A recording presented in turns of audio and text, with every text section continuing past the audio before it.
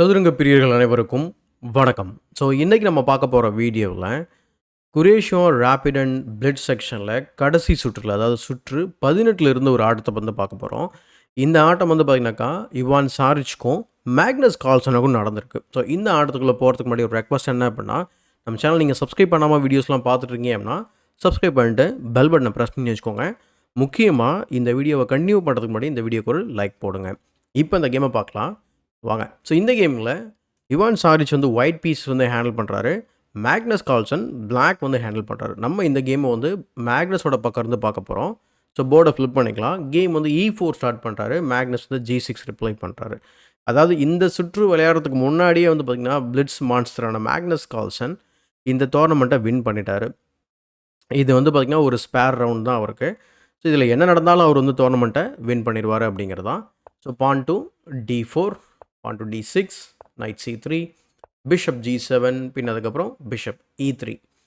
So நார்மலாக வந்து நம்ம ஒரு modern defence R robust defence சொல்லக்கூடிய இந்த டிஃபென்ஸ்க்கு விளையாடக்கூடிய மூவ் தான் நம்ம வந்து பார்த்துக்கிட்டு இருக்கோம். A6 அடுத்து B5 எக்ஸ்பேண்ட் ஆவாங்க. அடுத்து H4 விளையாடுறாரு, இமீடியட்டாக அதை ஸ்டாப் பண்ணுறாரு H5 போட்டு, bishop C4, knight F6 and then knight F3. அடுத்து நைட் டு G4 போயிட்டு பிஷப்பை சேஸ் பண்ணுறாரு, பிஷப் G5 வராரு, பின் அதுக்கப்புறம் night to C6 night develop பண்ணுறாரு. ஸோ அதுக்கப்புறம் குயின் டு D2. இந்த பொசிஷனில் வந்து குயின் D2க்கு அப்புறம் F6 பிஷப்பை சேஸ் பண்ணுறாரு. ஏன் இப்போ குயின் D2 வச்சதுக்கப்புறம் ஆடுறாருன்னா பிஷப்பை பின்னாடி ரீட்ரீட் பண்ண முடியாது. ஒன்று F4 போக போகிறீங்க, இல்லை E3 போக போகிறீங்க. அதனால் அவர் இமீடியட்டாக F6 ஆடுறாரு. ஆப்வியஸ்லி நம்ம F4 போக மாட்டோம், ஏன்னா E5 வந்து ரொம்ப ஸ்ட்ராங்கான மூவாக இருக்கும். அதனால் சாரிச் வந்து பிஷப்பை E3ல போடுறாரு. இப்போ நம்ம வந்து என்ன எதிர்பார்ப்போம் அப்படின்னா, ஓகே நைட்டால் பிஷப்பை வெட்டி நம்ம இந்த மாதிரி ஒரு இம்பேலன்ஸ் க்ரியேட் பண்ணுவார் அப்படின்னு எதிர்பார்ப்பேன். பட் இங்கே அந்த மாதிரி விளையாடல. ஏன் அப்படின்னா, ஏன்னா அந்த பிஷப் எங்கேயும் போக போகிறது கிடையாது. அதுதான் மெயின் ரீசன். செகண்டு, இந்த பொசிஷனில் அப்படியே வெட்டியிருந்தாலும் கூட குயினால் வந்து ஒயிட் வந்து வெட்ட மாட்டாங்க. ஏன்னா பிஷப் H6 உங்களால் வந்து குயின் சைடில் கேஸ்லிங் பண்ண முடியாது. இந்த லைன் வந்து பார்த்திங்கன்னா நிறைய தடவை இந்த பிஷப் H6 வந்து பார்த்திங்கன்னா ரொம்ப இரிட்டேட் பண்ணும். அதனால அந்த டான்ஸ்கோர் பிஷப்பை பிளாக் வந்து கேப்சர் பண்ணுறது ரொம்ப ரொம்ப ஸ்ட்ராட்டஜிக்கான ஒரு மூவாக இருக்கும். Bishop H6 queen D3 and then இங்கே இன்ட்ரெஸ்டிங்கான விஷயம் என்ன அப்படின்னா, கம்ப்யூட்டர் ரெக்கமெண்ட் பண்ணக்கூடியது கிங் F8 கிங் G7 வந்து ஆர்டிஃபிஷியலாக கேன்சல் பண்ணிட்டு கேமை கன்டினியூ பண்ணுங்கன்னு சொல்லி ரெக்கமெண்ட் பண்ணுது. இன்ஃபேக்ட் இந்த பொசிஷனில் ஆல்ரெடி பிளாக் வந்து ஸ்லைட்லி பெட்டர்னு சொல்லலாம். பட் கேமில் வந்து அவர் E5 போடுறாரு. E5க்கு குயின் சைட் கேன்சல் பண்ணுறாரு. அண்ட் இந்த பொசிஷனில் வந்து ஒயிட் வந்து கொஞ்சம் அந்த ஓப்பனிங் இருக்கக்கூடிய சின்ன ஒரு மைனர் அட்வான்டேஜ் வந்து இருந்தது நீங்கள் பார்த்துருப்பீங்க. பட் கேன்சல் பண்ண உடனே வந்து பார்த்திங்கன்னா அது கொஞ்சம் சமன் ஆகிருக்கு. ப்ளஸ் கொஞ்சம் பிளாக்கும் கொஞ்சம் பெட்டராக இருக்காங்க அப்படின்னு சொல்லலாம். ஏன்னா இந்த பொசிஷனில் வந்து கம்ப்யூட்டர் என்ன நினைக்குது அப்படின்னா, நீங்கள் இந்த சென்டரில் கிளாரிஃபை பண்ணுங்கள். ஏன்னா பொதுவாக என்ன சொல்லுவாங்க, சென்டரில் வந்து டென்ஷன் இருக்கும்போது அது அப்படியே விடுறது தான் நல்லது. எப்போ நமக்கு லாபகரமாக இருக்குமோ அப்போ வெட்டுறது. பட் கம்ப்யூட்டர் இப்போ வெட்டுறது தான் நமக்கு நல்லதுன்னு நான் நினைக்குது, அதாவது ஒயிட்டுக்கு. அப்படி இல்லை அப்படின்னா குயின் சைடில் வந்து எக்ஸ்பேண்ட் ஆகுங்க, A4 ஸ்டாப்பிங் B5 அந்த மாதிரி. Sorry. So queen side castles, பின் அதுக்கப்புறம் D takes E5. அஃப்கோர்ஸ் இங்கே அகெயின் நீங்கள் வந்து பானில் தான் வெட்டி ஆகணும். குயினில் வெட்டினீங்க அப்படின்னா blunder, bishop H6 wins the game. இப்போ நைட்டை கொடுத்துட்டு நீங்கள் திரும்ப F into G5, அதுக்கப்புறம் நீங்கள் குயினை மூவ் பண்ணுவீங்க, அதுக்கப்புறம் டிஸ்கவரி. அந்த பானை கூட வெட்ட முடியாது உங்களால். ஸோ அதனால் பீஸ் வந்து கம்ப்ளீட்டாக ட்ராப் ஆகிடும். அதனால் F into E3 வந்து விளையாடுறாரு. அதுக்கப்புறம் E takes D4 திரும்பவும் ட்ரிக் பண்ணுறாரு. என்னென்னா நீங்கள் திரும்பவும் நைட்டால் தான் வெட்டி ஆகணும் இந்த பொசிஷனில். E into D4 அடிச்சிங்க அப்படின்னா திரும்ப பிஷப் H6 வரும். So night takes D4, night to E5. நைட்டை சூப்பராக சென்ட்ரலைஸ் பண்ணியிருக்கிறாரு. அண்ட் இந்த பொசிஷனில் இன்னொரு விஷயத்தை கவனிச்சிங்க அப்படின்னா, நிறைய ஹோல்ஸ் நீங்கள் இப்போ பிளாக்குக்கும் பான்ஸ்லாம் கொஞ்சம் அட்வான்ஸ் ஆகிருக்கு கிங் சைடில் டெஃபினெட்லி வீக்னஸஸ் இருக்குது. பட் அதே நேரத்தில் அதே கிங் சைடில் நம்ம வீக்னஸையும் ஒயிட்டோட வீக்னஸையும் கம்பேர் பண்ணி பாருங்கள்.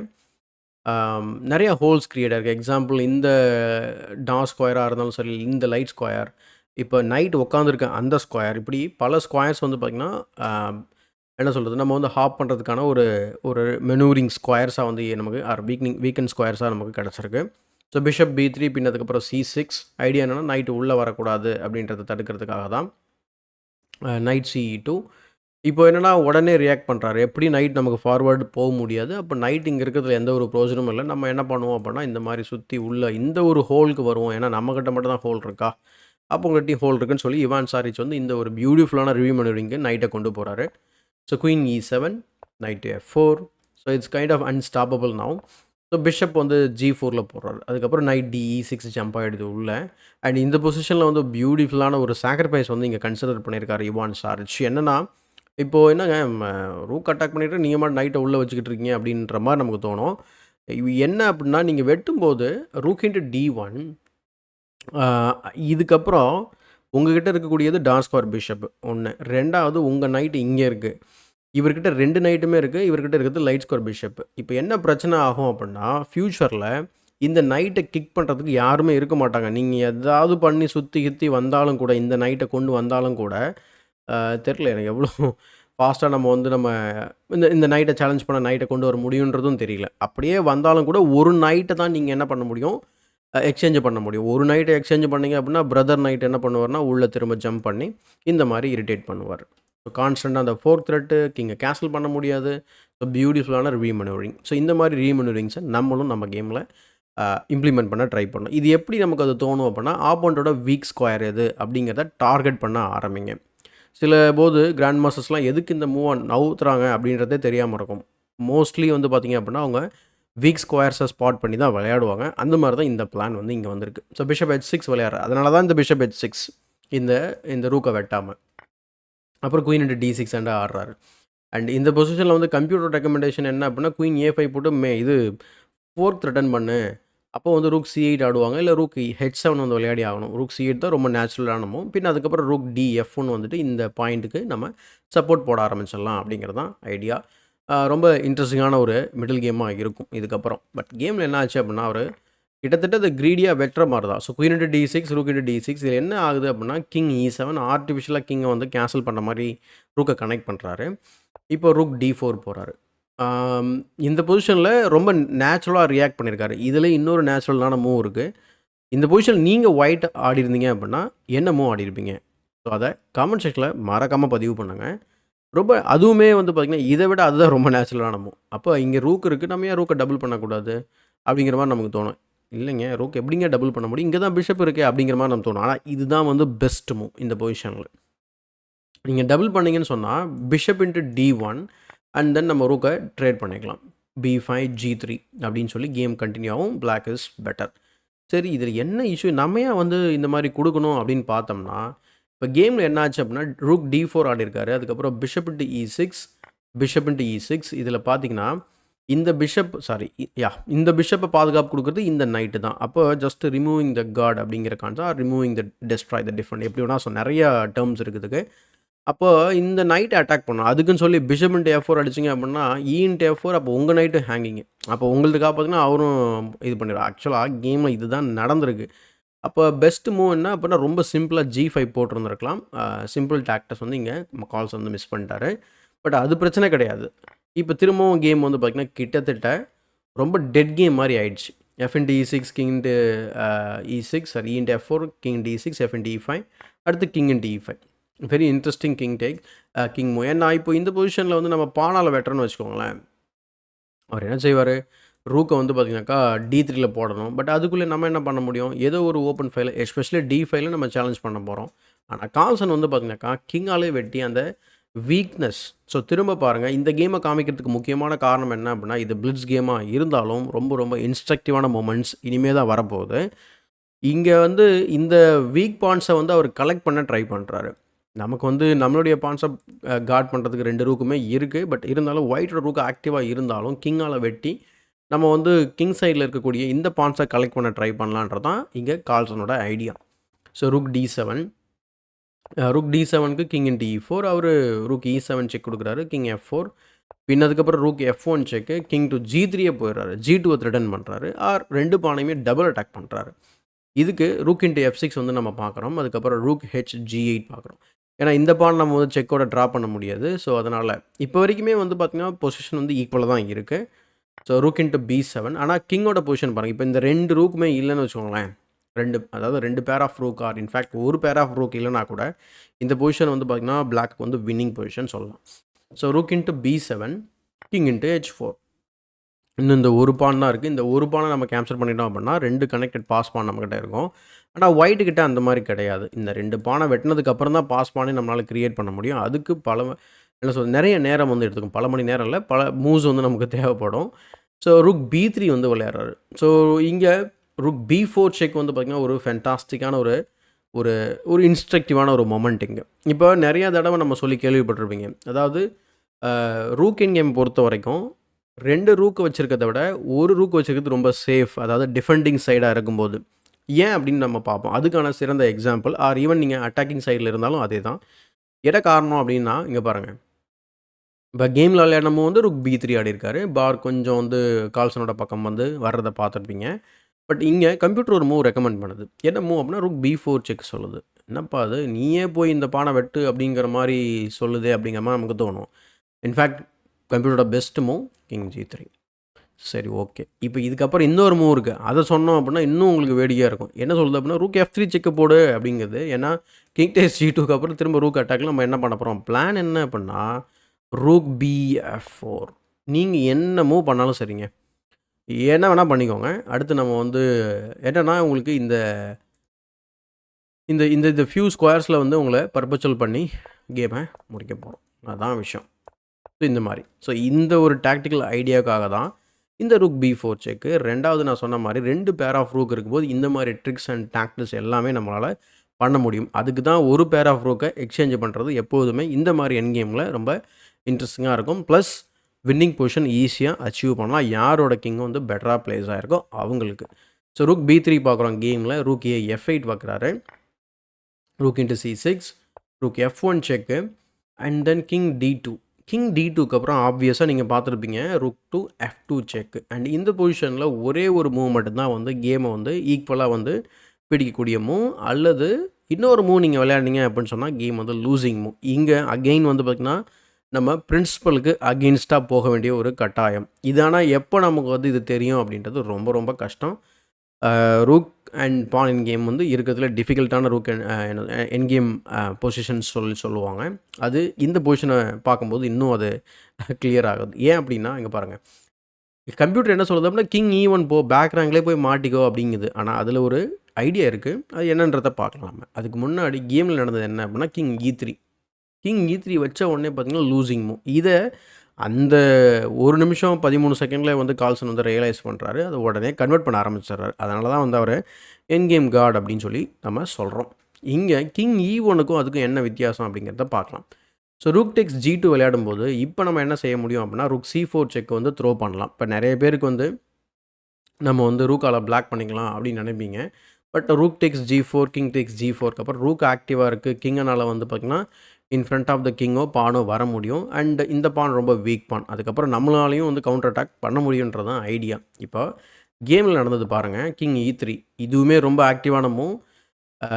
ரொம்ப முக்கியமான பிரின்சிபலான bring the king toward the centre அப்படின்னு நம்ம சொல்லியிருப்போம் என் கேமில். ஆனால் இதுக்கு எதிர்மறையாக இங்கே நடக்குது. ரூக் டெக்ஸ் G2 அதே போல் அவர் ஆனால் அதை விளையாடல. ரூக் இன்ட்டு A6 ஆடுறாரு. இதே ரூக் C4 செக் அடித்தா என்ன ஆகும் அப்படின்னு பார்த்தோம்னா இப்போது இந்த கிங் வந்து இந்த ரூக்கோட அதாவது இன்டர்ஃப்ரென்ஸ்னு சொல்லுவாங்க. அதாவது குறுக்க நிறுத்தியாச்சு, வழி இல்லை இப்போது ரூக்கை இந்த 3rd ரேங்கை கண்ட்ரோல் பண்ண முடியல. ஸோ கிங்கை வந்து பார்த்திங்க அப்படின்னா இதை ஒரு பிரிட்ஜ் மாதிரி பயன்படுத்தி நம்ம கிங்கை ஆக்டிவேட் பண்ணிடலாம். இது ஏன் அவ்வளோ முக்கியம் அப்படின்னு பார்க்கும்போது கிங்கை நம்ம வந்து ஆக்டிவேட் பண்ணதுனால நம்ம ஹெச்பானை வந்து ஈஸியாக வந்து கொண்டு போக முடியும். பாஸ்பானுக்கு பின்னாடி ஒரு ரூக்கும் பேக்கப்புக்கு இருக்குது. ஸோ அதனால் ஃபர்தராக வந்து அட்வான்ஸ் பண்ணுறது ரொம்ப ரொம்ப ஈஸியாக இருக்கும். ஸோ இந்த ஒரு முக்கியமான காரணத்தினால தான் இந்த என் கேம் வந்து பியூட்டிஃபுல்லாக இருந்ததுனால தான் இந்த கேமே நான் வந்து சூஸ் பண்ணியிருந்தேன் கால்சனோடது.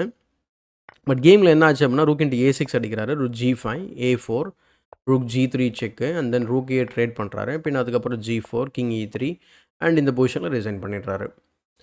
ஏன் ரிசைன் பண்ணணுன்றது ரொம்ப ரொம்ப சிம்பிளுங்க. நீங்கள் இப்போ இந்த பொசிஷனில் ரூக் A கொண்டு வரீங்கன்னு வச்சுக்கோங்களேன். Let's say rook C6, G2 and then நீங்கள் ரூக்கை கொடுத்துட்டு தான் வேலையை பார்க்குற மாதிரி இருக்கும். அண்ட் அதுக்கப்புறம் நீங்கள் உங்களுடைய பானை அட்வான்ஸ் பண்ணாலும் எந்த ஒரு பிரயோஜனமும் இல்லை. எனி டைம் வந்து ரூக்கை பேக்கப் போட்டுக்கலாம். ஸோ அதுக்கப்புறம் நம்மளுடைய ஹெச் பான் அட்வான்ஸ் பண்ணலாம். ஸோ அதுக்கப்புறம் ரூக் A1 ஆர் ஈவன் செக்கு வச்சு கூட இந்த பக்கமாக கூட வரலாம். இல்லைங்க நான் வந்து இந்த பொசிஷனில் வந்து இந்த பானுக்கு பாதுகாப்பு கொடுக்கணும்னு நினைக்கிறேன் அப்படின்னு அப்படி நினச்சி நீங்கள் பி பானை எல்சே நம்ம வந்து இங்கே புஷ் பண்ணுறோம். அப்போ பி பானை அட்வான்ஸ் பண்ணிங்கன்னா H3 நீங்கள் வந்து ஏசன் வந்தீங்கன்னா ரூக் இங்கே வந்துடும். இப்போ ரூக் இங்கே வந்தவொடனே உங்கள் பான் அட்டாக்ல இருக்குது. ஆனாலும் உங்களால் கனெக்ஷன் கொடுக்க முடியாது. ஸோ எப்படி பார்த்தாலும் ஒரு டெம்போ வந்து 2 டெம்போ கிட்ட வந்து நீங்கள் பிஹைண்டில் இருப்பீங்க. அதனால தான் இந்த இடத்துல இவான் சாரிச் வந்து ரிசைன் பண்ணிடுறாரு. ஸோ இதன் மூலயமா வந்து பார்த்திங்க அப்படின்னா கார்ல்சன் வந்து ஏற்கனவே சொன்னேன். அவர் ஏற்கனவே வின் பண்ணிட்டார் ஈவெண்ட்ட. பட் இது வந்து ஒரு அடிஷ்னல் பாயிண்ட் தான் அவருக்கு. இப்போ ரிசல்ட்ஸ் பேஜை வந்து நம்ம பார்த்துட்டு இந்த வீடியோவை ஆஸ் யூஷுவல் முடிச்சிடலாம் வாங்க. ஸோ இங்கே நம்ம வந்து ரேபிட் செக்ஷனில் நம்ம குகேஷ் வந்து பார்த்திங்கன்னா நிறைய பேர் அவுட் ப்ளே பண்ணார். இன்ஃபேக்ட் மேக்னஸையும் அவுட் ப்ளே பண்ணி ஒரு ஃபீல்டுக்கும் அவருக்கும் பெரிய ஒரு கேப் வர வச்சு ஒரு சூப்பரான பர்ஃபார்மன்ஸ் கொடுத்துருந்தார். பட் இங்கே வந்து பார்த்திங்கன்னா அதே போல் பிளிட்ஸில் நான் ஏற்கனவே சொல்லியிருந்தேன். பிளிட்ஸில் வந்து மேக்னஸ் நல்லாவே ஆடுவார். பட் நிலைமை எப்படி இருக்குன்னு தெரியல, கொஞ்சம் சரியில்லாத மாதிரி இருக்குன்னு நான் நினச்சேன். பட் அதை வந்து ராங்னு ப்ரூவ் பண்ணியிருக்காருங்க. ஸோ மேக்னஸ் வந்து பார்த்திங்கன்னா 22.5 எடுத்திருக்காரு. அது ஓவரால் ஸ்கோர் இது ஆக்சுவலாக. அண்ட் வெஸ்லே வந்து 20யும் குகேஷ் வந்து பார்த்திங்கன்னா 19.5. இன்ஃபேக்ட் இதில் குகேஷோட ஸ்கோர் வந்து நம்ம வந்து அனலைஸ் பண்ணுறது ரொம்ப ரொம்ப முக்கியம். ஏன்னா குகேஷ் வந்து அந்த ஒரு ஃபஸ்ட் ரவுண்ட் தவிர மீதி எல்லா ரவுண்டும் வந்து அவர் வின் பண்ணியிருக்கிறாரு. அண்ட் இன்ஃபேக்ட் ஃபியூ ட்ராஸ் கூட இருந்திருக்கு, தோல்வியை அடையாமல் இருந்திருக்கிறாரு. பட் அவருடைய பிளிட்ஸ் ஸ்கோர் எடுத்து நம்ம பார்க்கும்போது ரொம்ப பூவரான பர்ஃபார்மன்ஸ் இருக்குது. ஸோ ஆஸ் யூஷுவல் குகேஷ் வந்து ஃபாஸ்ட் ஃபார்மட்ஸில் முன்னாடி என்ன லெவலில் இருந்தாரோ அது மாதிரியே தான் இருக்காரோ அப்படிங்கிற சந்தேகத்தை திரும்ப எழுப்புது. பட் செகண்ட் டேயில் ஃபஸ்ட் டேயில் கொஞ்சம் ரொம்ப மோசம். ஏன்னா தொடர்ந்து பாருங்கள் 1 2 3 4 5 லாஸு. அதுக்கப்புறம் ஆமாம் 7 இன்ஃபேக்ட் 8 லாஸ் பண்ணியிருக்காரு. பிறகு கூடயும் தோற்றுருக்காரு. செகண்ட் டே பரவாயில்ல. ஏன்னா ஒரு 3 வின்னு 1 ட்ரா பண்ணியிருக்காரு. இந்த அளவுக்கு ஃபஸ்ட் டேவில் பண்ணியிருந்தாலே அவர் இந்நேரத்துக்கும் வந்து பார்த்திங்க அப்படின்னா டாப்பில் இருந்திருப்பார். ஸோ அவருக்கு இன்னும் பிளிட்ஸ் வந்து செட் ஆகலாம்னு நான் நினைக்கிறேன். இன்னும் சில ரேபிட் அண்ட் பிளிட்ஸ் ஈவெண்ட்ஸ் வந்து நடந்ததுக்கப்புறம் தான் நம்ம வந்து எதையுமே வந்து ஓகே இப்படி தான் அப்படின்னு நம்ம டிஃபைன் பண்ண முடியும். அது வரைக்கும் வந்து குகேஷ் வந்து பழைய மாதிரி தான் இருக்காருன்னு நம்ம கன்சிடர் பண்ணிக்கலாம் நான் நினைக்கிறேன்.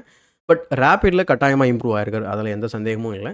ஸோ அடுத்த ஈவெண்ட் என்ன நடக்குது அப்படிங்கிறத பார்க்கலாம். ஸோ இந்த வீடியோ பிடிச்சிருந்தா லைக் போடுங்க. ஓகே, மேக்னஸை பற்றி சொல்லவே இல்லை, சாரி அபவுட் தட். ஸோ இங்கே மேக்னஸு பிளிட்ஸில் வந்து பார்த்திங்க அப்படின்னா கிட்டத்தட்ட ஒரு தோல்வி அடையவே இல்லைன்றது தான் இங்கே உண்மை. ஒரே ஒரு கேம் தாங்க லாஸ் பண்ணியிருக்காரு மனுஷன். ஸோ 24th ரவுண்டில் நொதிர்பேக்கோட மட்டும் ஒரு கேம் லாஸு, மீதி எல்லாமே வந்து பார்த்திங்கன்னா வின் அண்ட் ட்ரா மட்டும்தான் பண்ணியிருக்காரு. கிட்டத்தட்ட குகேஷோட தோத்தார் பார்த்தீங்களா ரேபிடில், அதோட 6வது ரவுண்டில் வந்து தோற்றுருக்காரு. அதுக்கப்புறம் 16 24 கிட்டத்தட்ட 16 ரவுண்டு வந்து பார்த்திங்கன்னா தோல்வி அடையாமலே வந்து பார்த்திங்கன்னா வெற்றியும் ட்ரா மட்டுமே பண்ணியிருக்காரு. ஸோ அதனால தான் அவரை நம்ம வந்து மேக்னஸ் கார்ல்சன் அப்படின்னு சொல்லி சொல்கிறோம். அவரும் அதை மட்டும் சொன்னாலே போதும். இதில் இன்னொரு இன்ட்ரெஸ்டிங்கான ஃபேக்ட் என்ன தெரியுங்களா? இது வரைக்கும் மேக்னஸ் கார்ல்சன் வந்து பார்த்திங்கன்னா கிராண்ட் செஸ் டூருடைய ஈவெண்ட் வந்து 12 ஈவெண்ட் ஆடியிருக்காரு. அதில் 10 ஈவெண்ட் வந்து பார்த்திங்கன்னா இவர் வின் பண்ணியிருக்காருன்னு நான் நினைக்கிறேன். I am not wrong. So maybe நம்ம நியூஸ் பேஜை நம்ம பார்த்தோம் அப்படின்னா இன்னும் கொஞ்சம் டீட்டெயில்டான விஷயங்கள் கிடைக்க வாய்ப்பு இருக்குது. ஸோ இதுதான் வந்து நியூஸ் பேஜ். ஆமாம் 12 ஈவெண்ட் ஆடியிருக்காரு. அதில் 10 ஈவெண்ட்டை வந்து பார்த்திங்கன்னா இவர் வெற்றி பெற்றிருக்காரு. இதற்கு முதல் அதாவது ஃபஸ்ட் ப்ரைஸ் வந்து பார்த்திங்க அப்படின்னா $40,000. ஸோ இதில் வந்து பார்த்திங்கன்னா ஜிசிடி பாயிண்ட்ஸ் இருக்குது. அதில் வந்து ப்ரக் வந்து மேலே இருக்கார். குகேஷ் வந்து பார்த்திங்கன்னா ஒரு 5th or 6th பிளேஸில் இருக்கார். ஸோ அடுத்து ஒரு இன்ட்ரெஸ்டிங்கான டோர்னமெண்ட் வந்து பார்த்திங்க அப்படின்னா என்ன வரப்போகுது அப்படிங்கிறது தெரியல. அடுத்து என்ன டோர்னமெண்ட்டுன்னு தெரியல. உங்களுக்கு தெரிஞ்சால் நீங்கள் கமெண்ட் செக்ஷனில் பதிவு பண்ணுங்கள். அதை நம்ம வந்து கவர் பண்ண ட்ரை பண்ணலாம். ஸோ இந்த வீடியோவுக்கு ஒரு லைக் போடுங்க. மறக்காமல் தமிழ் செஸ் சேனலை சப்ஸ்கிரைப் பண்ணி வச்சுக்கோங்க. வேறு ஏதாவது அடுத்த வீடியோ ஏதாவது சஜஷன் இருந்தாலும் கமெண்ட் செக்ஷனில் பதிவு பண்ணுங்கள். ஸோ இதே போல் ஒரு இன்ட்ரெஸ்டிங்கான வீடியோவில் மீண்டும் சந்திக்கலாம். அதுவரை உங்களிடம் இந்த விடைபெறுவது உங்கள் சதுரங்க சாணக்கியன்.